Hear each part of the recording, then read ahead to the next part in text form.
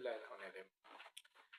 বিড়াল একটি প্রাণীর নাম, কিন্তু এই বিড়াল অন্যান্য প্রাণীর চেয়ে একটি ব্যতিক্রমধর্মী প্রাণী। এই প্রাণীটি পৃথিবীতে আদম আলাইহিস সালামকে তৈরি করার পর প্রথম যে দুইটি প্রাণী তৈরি করা হয়েছিল তার মধ্যে একটি হচ্ছে সাপ আর একটি হচ্ছে বিড়াল। এই বিড়াল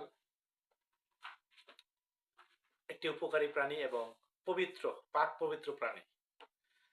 আমাদের সর্বশ্রেষ্ঠ এবং সর্বশেষ রাসূল হযরত মুহাম্মদ সাল্লাল্লাহু আলাইহি ওয়াসাল্লাম বিড়ালকে অত্যন্ত ভালোবাসতেন, বিড়াল পুষতেন।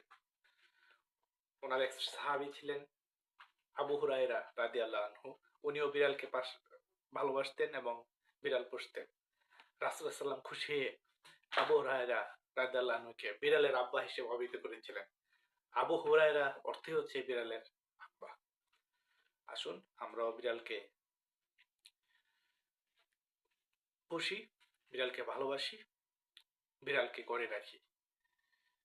যেই ঘরে বিড়াল থাকে সেই ঘরে মানুষ অনেক উপকৃত হয়। বিড়াল এক ধরনের রেডিয়েশন